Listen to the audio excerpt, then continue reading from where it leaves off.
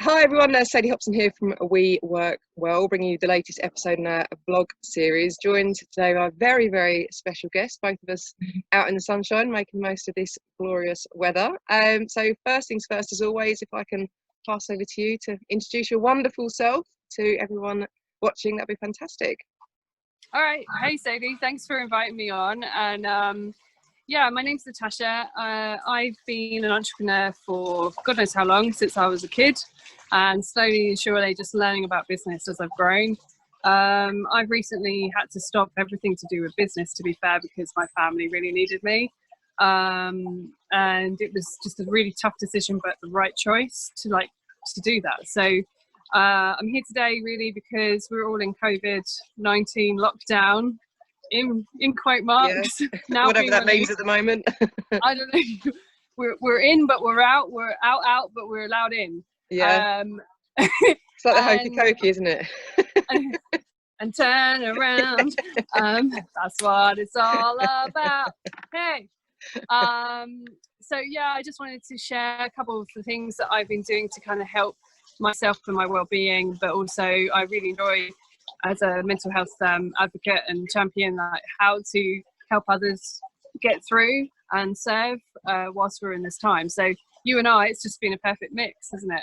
It definitely has. Yeah, it really has. And I think that's what's so key at the moment. You know, it's a whole everyone pulling together, and we're all facing this together as a community. And equally, I think we can all learn from each other during this time, because you know, yes, a couple of these sort of vlogs have featured expert professionals in the field, but I think equally as much right now we can just learn from anyone and everyone about what they're doing and how they're adapting. And everyone is in very different situations, you know, and I think it's really, really good that we can learn from each other based on everyone's individual perspectives and challenges and what they've been doing. So tell us about your journey through sort of COVID, your experiences, just so people can get an idea for where you're coming from.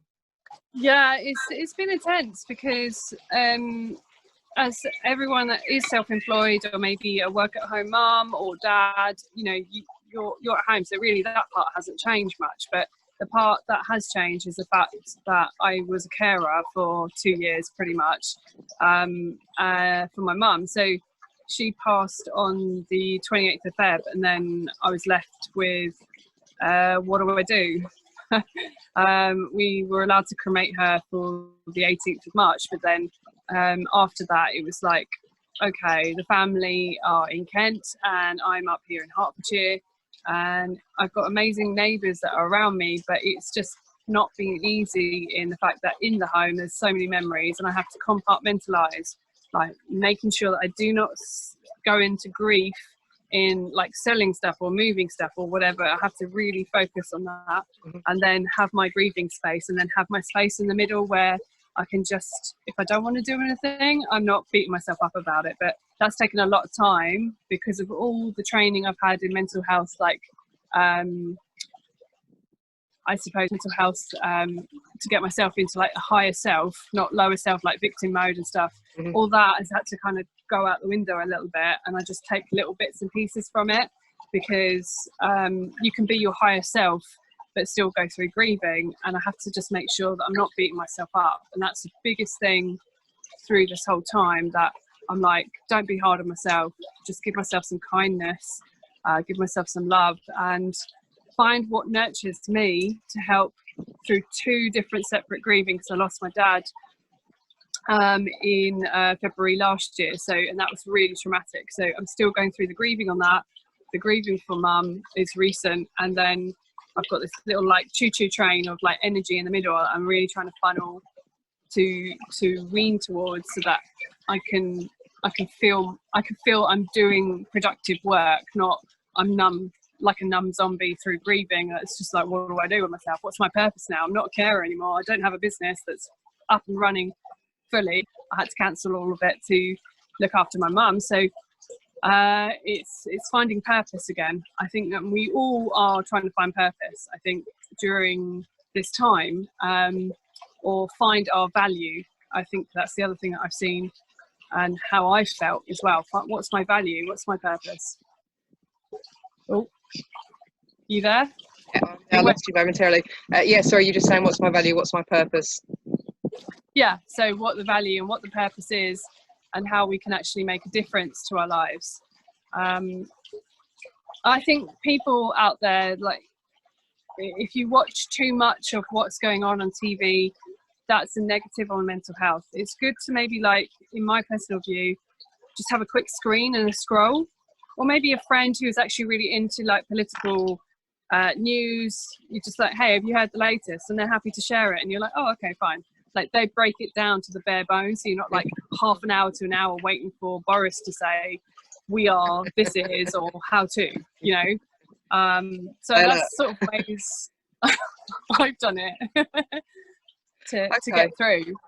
Yeah, I mean, lots sort of points I want to draw on from what you've just said. But firstly, I'm really sorry for what you've gone through. You know, we talk regularly, and it has been understandably really, really challenging. I personally find you really inspirational, the way that you manage the situation, and I just really, really think the fact about what you're talking about, kindness and compassion, is so important. I mean, ironically, we're recording this in the middle of Mental Health Awareness Week, and the theme is kindness and compassion. Yeah, I know. I think that a lot of the time it escapes people that actually starts with being kind to ourselves before we can start to think about being kind to other people, and that's the bit that sometimes I think people struggle with, particularly right now. And people are, you know, beating themselves up about what they should be doing with their days, and it's about a bit more patience with, you know, the expectations that you're placing on yourself. And you know, particularly what you've gone through, you know, that's more important than ever, that it is a process, and it's a very individual process, but you know, it's really, really good sort of things that you're putting in place to make sure that you're moving in a direction, so to speak. So talk to me about that sense of purpose that you sort of redefined. Is that something that you're regularly thinking about, or what's your current sort of stance on that? Okay, so the first thing I've done is reconnect to my heart. My heart got broken. It is broken, but it's not as bad as it used to be. So it's slowly mending, and I'm doing it by connecting to the heart and actually going, you know, I'm a heart thought leader. I'm not an analytical business. Like, I suppose there's a divide of creative and like business-minded people. I'm definitely more heart-centered and creative working with businesses. So I've been writing loads of little lists and things in my head, like, okay, connect to that, like feed the soul. So say it out loud, eat it, swallow it. Does that feel good? That kind of feels good. Right. That's going to redefine who I am. Right. Let's put that down. It makes no sense at the time. I do a lot of meditations during the day, and it kind of gives me that centering. Sometimes I have amazing amounts of tears, like wailing to the floor, and I'm gripping onto something, like, please let this stop. But I know I have to go through it so that I become stronger, and that sadness, that intensity can then turn into release and relief. And then as soon as I know that tears and everything's done, it's like, right, do not go into bed and throw a blanket over your head and think that that is a way forward.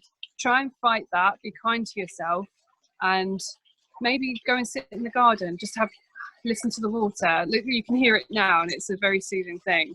And with all the mental health training I've had, I know what sort of sounds actually trigger like the higher self and that calmness. So being with plants, you can't see all the bluebells, but there's hundreds. I've seen them. I can vouch for them. And just seeing what mum and dad had created in a garden has inspired me for my future with, you know, a charity I wish to set up properly and officially, which is to do with nurturing the soul with gardens and to be with wildlife. But, you know, that's for another day. I'll wait for that launch to happen and I'll be in touch with you. And it's every day I plant something. Every day I'm doing something to the garden to improve it, to give wildlife that lovely chance to actually be in it. And we get eagles in here, kites, blue tits, every bird you can think of, like we've had in this garden. And there's foxes and there's pheasants that comes in, and that gives me hope And it's a weird thing to know that nature has given me hope and my heart has given me purpose. And then my brain activity has given me strength. And it's just working at those three in a circle to just go, right, which one am I feeling today? Is it my brain needing some strength? Do I need to do some work, some knowledge, purpose? Go to the heart. What's my purpose again? That I'm a kind, giving person, that I love to give to others. I love to serve. I love to care. But I also have to care for myself. Okay, let's balance it out. And then, you know, if I really need to like focus on my surrounding to give me that energy, that hope, then I've got it right here in front of me. So I am really, really blessed to thousands out there that are just stuck in an apartment, which could have been actually, that could have been me. I could have been that one that was stuck in my apartment and a little tiny garden space that's really just would have done my head in.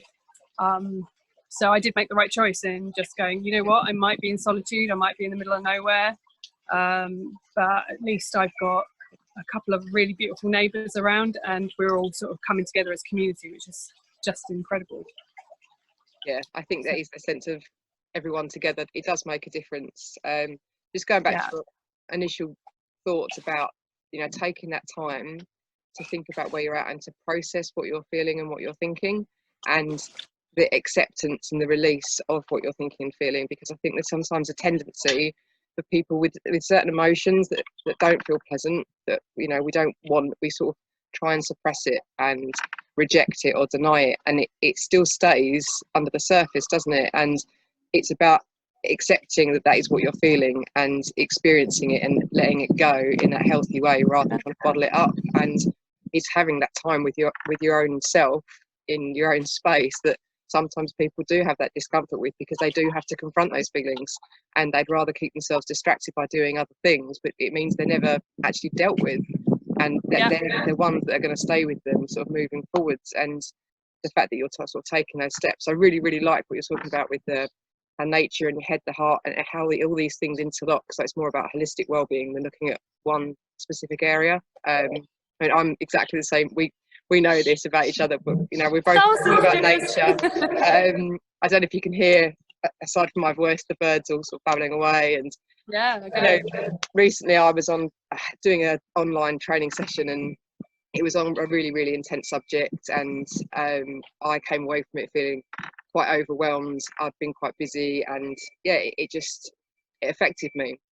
And I just came out here and just sat, and right now I can hear some beeping from the road, but that's not that relaxing. But just listening to the birds and being around nature and sort of listening to the trees and the breeze, and it is a tonic, and it does help. It really, really does help. And, you know, I've been saying to people, even if they are stuck in a flat or an apartment, they don't have a garden, you know, how can they bring nature indoors, and what can they do? Even putting, you know, certain sounds on, like you were talking about, sort of the rippling sound of water in the background when they're working, or having plants, having pictures of nature, making sure the windows are wide open, letting fresh air in, you know, all these things. It does make a difference. It really, really does. You know, it's whole blue space, green space. And yeah, for me, it really, really is impactful.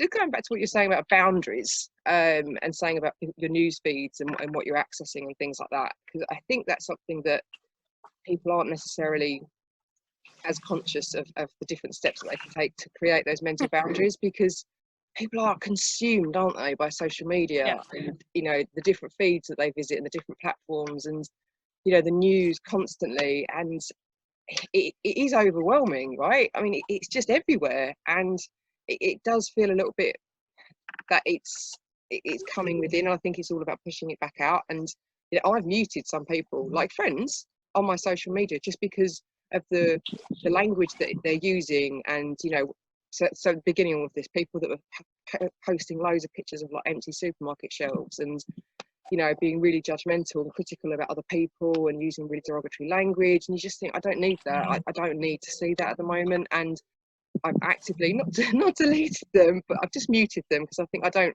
need to expose my mind to that at the moment. And that helped me. It really helped me, because I'm not trying to gloss over it and look at everything with rose tinted glasses, but I think we just need to be selective about what we're exposing our minds to and the impact it has on us.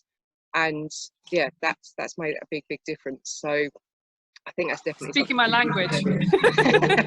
Shocker. That happens a lot, doesn't it, with us? It's totally, you know, I think that's a real healthy way, Sadie, that you just know, you're conscious. So to make, I think, others conscious, it's their choice. They're making that choice. Now, when I hear someone now, after doing some training on choices, I listen to a lot of Will Polston's stuff, and I love him. He's an awesome guy. And yeah, some of the things he says, you know, it's something that just triggers your memory to go, remember that. Yeah. It's a choice. You weren't sacrificing something because you know, in victim mode, you made a choice to make a change. So it's like, okay, yeah. So I think the people that aren't wanting to or aren't acknowledging it is because they're stuck in wanting to try and make a change, but they're also in fear mode. And I've spoken to neighbours that are experiencing that fear mode. Like, we don't know if we're allowed to go out, and we don't know if we should. And, you know, and I said, common sense. It is common sense just to what feels right. What feels right. You know, you've got to look after your health. You know, you have to go and get some shopping, or you know, you have to go and do something because your mental health needs it. Go and do it. But be conscious of your surroundings.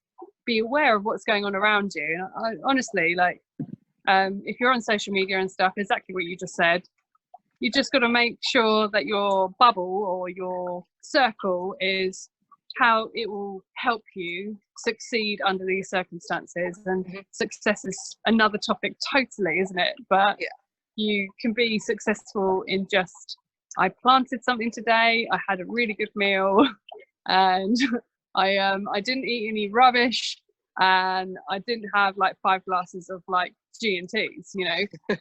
Only that's 4. how instead of doing 5 glasses of G&T, I did 1 smoothie and loads of water, you know. And that's your success for this lockdown period. It's like, right on. Exactly. But I think that helps as well, because at the moment a lot of people feel that there's a lot of things out of their control and that they're powerless in the face of this situation. And it's about thinking, okay, there's a lot of things I can't control, there's a lot of things I don't know, but what do I know and what can I do? And focus more on that. And it's the whole, you know, circus of concern and circus of influence. You know, it's rather than thinking about the stuff that affects me but I can't change, think about what I can change and where I can focus. So rather than being passive, it's about being more proactive and taking back that control. And that does make a difference. I'm not saying it's always easy. You know, we can all say these flippant things like focus on the positives and, you know, see the opportunities. It's not easy, but you've got to make a choice to focus on those positives, haven't you? Like, you've got, and it's a responsibility, isn't it? It's the accountability for yourself. And you know, a lot of people are sort of, I'm not going to go down the politics route because, well, who needs that? But, you know, a lot of people are doing the whole blame culture. They're doing it's the government's fault, it's so-and-so's fault. And that is, you know, part of the process, and, you know, part of the grieving process of everything we've lost. We want to blame someone, but it's all about thinking, I can't do anything about what Boris is up to. You know, what can I do in my situation with what I'm facing? And I think that's the empowering part, and I think that's what a lot of people can take from, you know, what you've done and the choices that you're making in, you know, some very extreme, very difficult, very traumatic situations that you faced. You know, like you say, it's not a case of sitting passively and thinking this is terrible. It's saying this is terrible, but what am I going to do? You know, and taking back those reins, I think it does make such a massive difference. It really, really does. Okay, we're back in the room. Slight change of scene. We've gone inside from outside, but as you just said, you know, we need to be working on our outside environment and our internal selves. So nice little link up there. Right. I'm sure I was talking at length about some really insightful things before the break. So I'll pass over to you to reply. We will, so we were saying, you were saying about obviously grieving processes, and that is very much like what we're all doing right now. And we're trying to find purpose in a grieving process of a life we were living.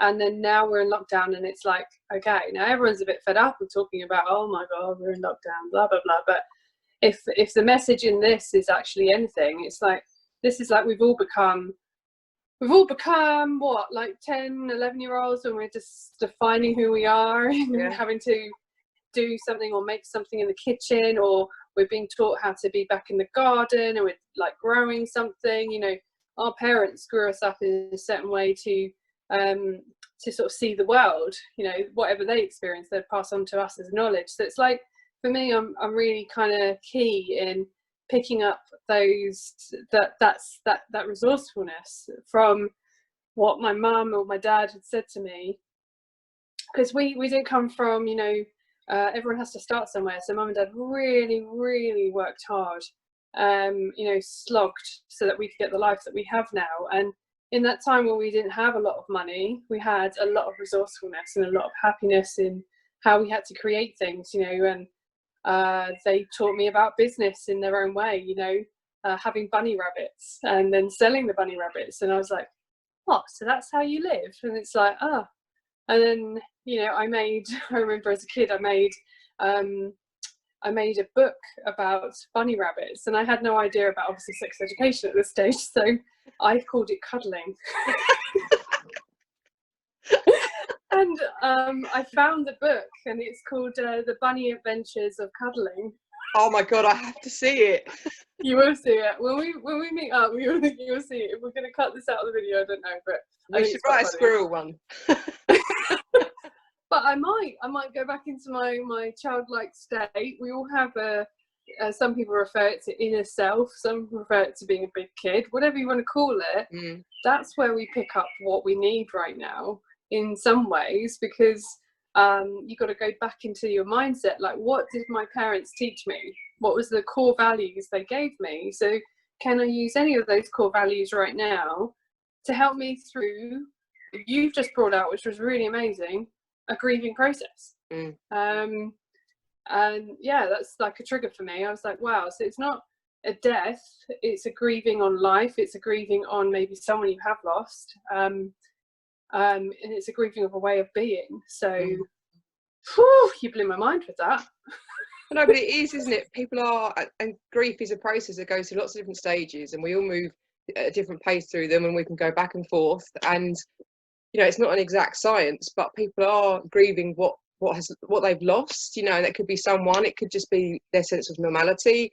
You know, it's grieving for what will never be the same again, and it's almost I can never say the word anticipatory, like future grief, because it is that concern about what might be lost in the future. And yeah, I think it is, you know, people being more familiar with that and accepting that that is how that's affecting them, and what, like you say, the resources that they can draw on to help them during that time. You know, I'm personally, and some of the work I'm doing with people, clients, etc., is talking about not just what you're using to cope at the moment, but what you're learning at the moment about the new future and what you want it to look like. So the changes that you're going to make as a result of what you've learned during this time. So for me personally, I talk about the 4 C's and the 4 P's. So funnily enough, this is going to draw a lot on about what we've already talked about, but the 4 C's are connection, you know, connecting with nature, connecting with people, obviously, particularly, compassion, we talked about, creativity. So, you know, taking that time to create new things and go back to basics with, I saw a post you put on Facebook earlier about drawing and your inner kid and stuff like that, but just creating in some form, I think is really, really powerful at the moment. But also just taking the time to not use, have I lost you? You've frozen. Oh, there we go. You're back in the room. No, I'm here. Yeah, no, you froze for a moment. That's very unlike you to be still. So compassion, where was I?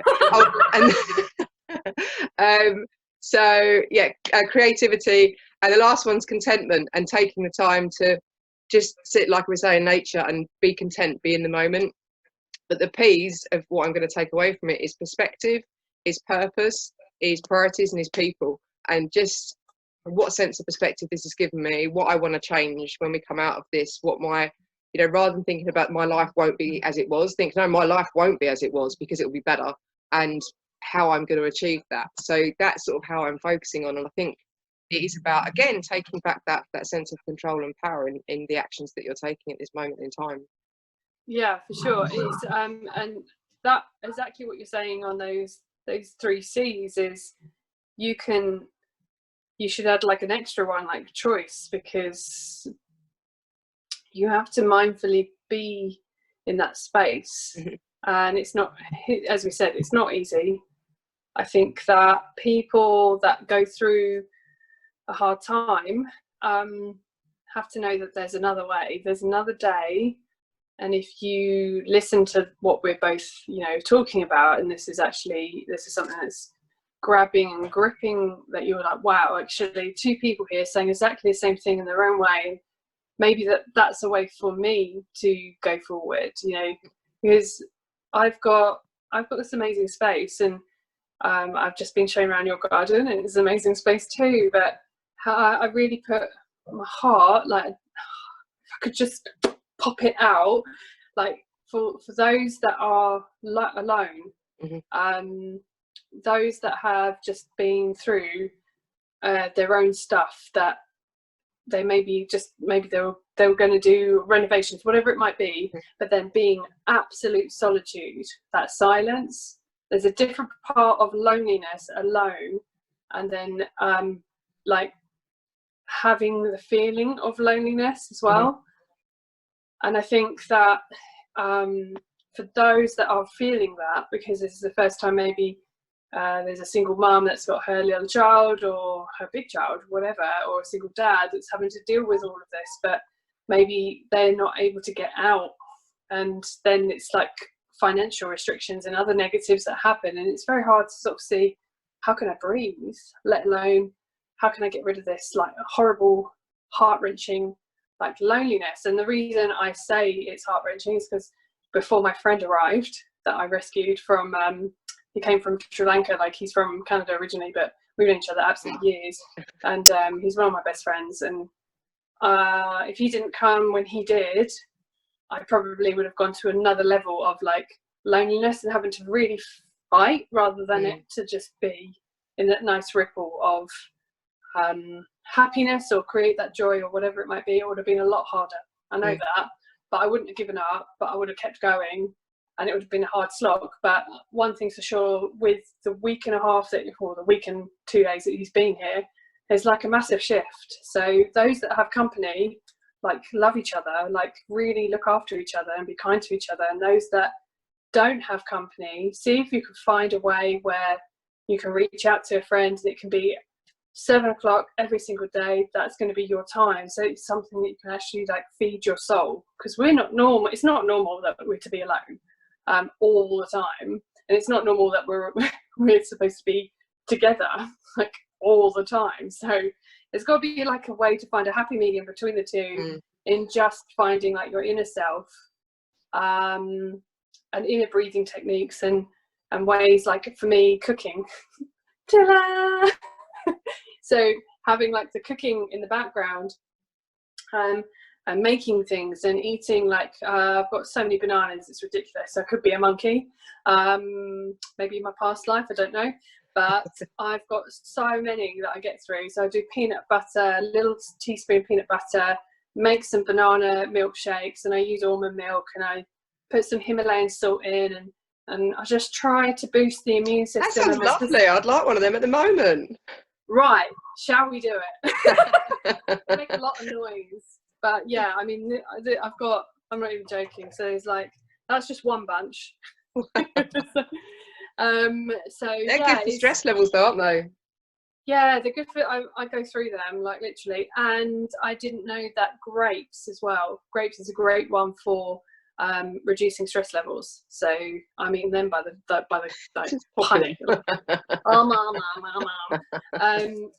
Really interesting. Have you heard about this? That some people get something called, which my friend just came out with, called Grieving Belly. So your belly becomes extremely bloated. What's that for? Okay, so you and I, we've both done our research, and we know about mental health and about, like, obviously chemicals, imbalances, but not everyone's going to understand that. So to simplify, and that's not in a patronizing way, but just in a way that, so every single person on this that listens, that watches us, gets this, that there's a nerve in your tummy which basically causes things to flux up to the brain and back down again, and that's how chemical balance is. But if you're going through so much stress and so much grieving and so much everything, your belly needs to expand. It needs to grow to have more room to feel the stress so that you can release it slowly.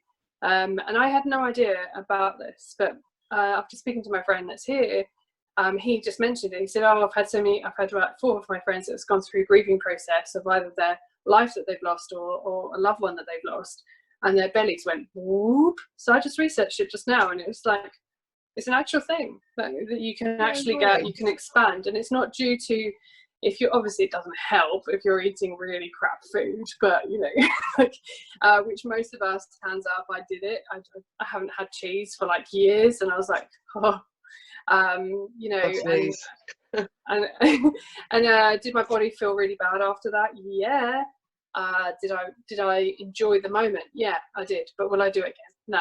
So I kind of stopped all the sort of unhealthy food, but I didn't realise that the body can swell when you're in heightened state of stress.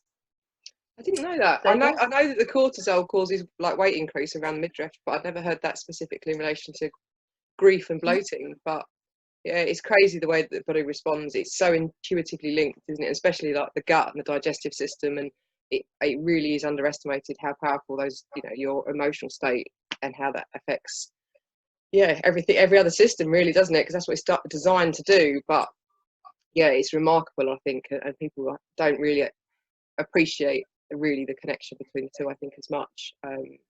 Yeah. Also, we've talked about compassion a couple of times and kindness, and I've already mentioned that's the theme of this week, Mental Health Awareness Week. Talk to us about your project that you're working on for this. Okay, so there's a group that I'm a part of, and I recommend any woman, any man to be part of, because it's the most genuine, authentic group I've experienced, for sure. It's always consistent. It's always just something that's going to be there to we help each other. So it's the Modern Women Club and the Modern Man Club, and I joined probably about a month and a half ago, just looking for an avenue to some sort of like thought leaders or something, you know. Could that lead somewhere? Could that just be friends? Could that just be? And anyway, we did this party, and long story short, that Fidel Badu, I can't say his surname. Let's go with the first name. Fidel, who runs Modern Women Club and Modern Man Club, he set up this virtual party, and it was insanely funny. We didn't finish partying till probably at 5 in the morning, 4 in the morning. What? Yeah, it was so Is funny. that over Zoom? Over Zoom, and it was the longest ever. It was 10 hours, and there was a point where I don't do a lot of drinking, right? Like, this is a big thing for my mental health. I've chosen that, but on this one, all I needed was like 4 drinks, and I was gone.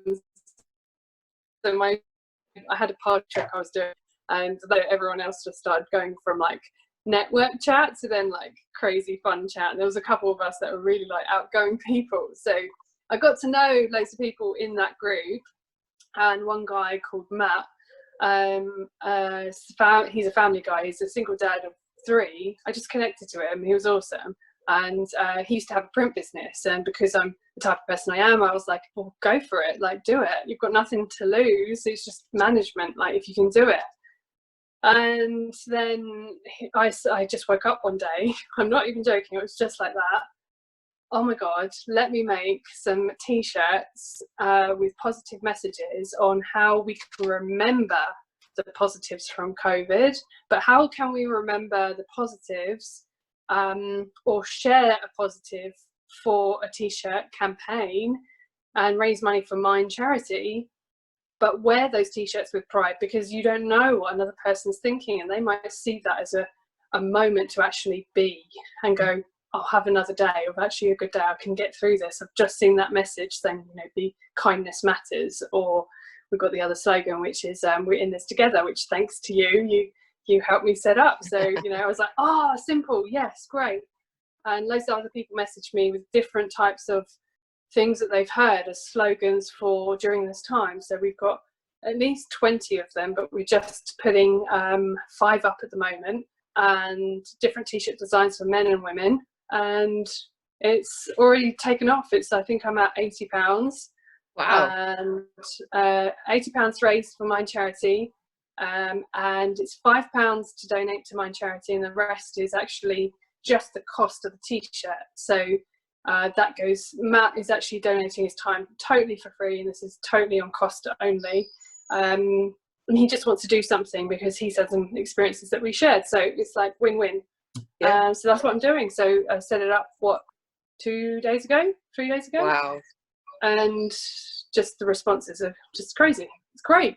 That's brilliant. Yeah, we need to get that message out there, because it's like you say, there's so many wins to that. I mean, one, it's raising money for charity, which is great, and a lot of things that people want to do at the moment is trying to give back and support a mental health charity.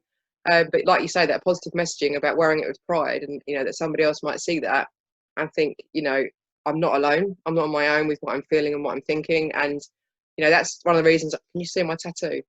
There we go. The semicolon project. Yeah. So that's, again, it's an initiative. The semicolon is I'm pausing. This isn't a full stop. This isn't the end of my sentence sort of thing. I will keep going. I'm just going to pause for a moment, and then I'm going to move forwards. And one of the things with that movement is that if somebody else sees that, they know they're not on their own, and that's somebody who's gone through mental health difficulties and understand what it's like to feel that you're on your own, and you see somebody else with that tattoo. And it's amazing when every year with this campaign for World Mental Health Day, and you see people have got them behind their ears, or when I'm out and about and I see someone with that tattoo, I think, no, you get it. You're one of us. You're on the movement. You're an ambassador.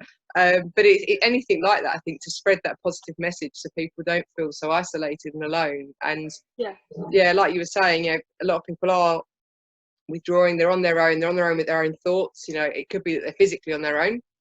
Like you said, single parents, people in sort of small accommodation that can't reach out. And we're social animals. We're built to connect with others, and particularly at times of adversity or stress, instinctively we want to huddle together and keep the tribe safe, and we can't do that right now, and that does feel really uncomfortable. And as much as we can virtually connect, and we can have video calls and things, it's not the same. And I just think that people sort of need to know that they aren't on their own. So even if they go to do their weekly shop and that's the only time they get out, if they go out to do that weekly shop and they see someone with that t-shirt slogan, I just think it's all about positive messaging, and it does make a really big difference. So that's one of our t-shirts as well. There you go. I will put, when I post this on YouTube, I'll put a link below so people can go and visit the page, so they can find out how they can buy their t-shirt, get their order in, and give to charity and give to the community at the same time. So really, really important. I'm going to wind that up now. Is there any other points or any other sage words of wisdom you'd like to share with those watching? Sage words of wisdom, I think, is be true to who you are and create with only what you can do. Don't push it. Like it. Maybe another t-shirt slogan. I've been working on so many, but yeah, I bet you have. I bet I could just rattle off these little mottos at the moment. I just might Google onto YouTube, or onto onto Google, and just literally put Yoda sayings. Yoda's message from the dark side. Okay, fine. Yeah, you can't go wrong with him, can you? Okay, well, thank you so much for coming along. I really think that a lot of people really take a lot of value and inspiration and enlightenment from everything that you've shared, and what you've been through and how you've been coping, and just taking this opportunity for them to reflect on what they can start doing moving forwards and how they can implement what you've talked about. So thank you very much. I appreciate it. Oh, it's amazing, Sadie. Thank you for just doing and being who you are, because there's so much you do. I don't know how you do it. You do. Nor do I sometimes. Oh, well, anyway, I'll stop it there. But thank you so much again, and I'll see you soon. Bye. All right, take care, honey. Lots of love. Bye. Bye.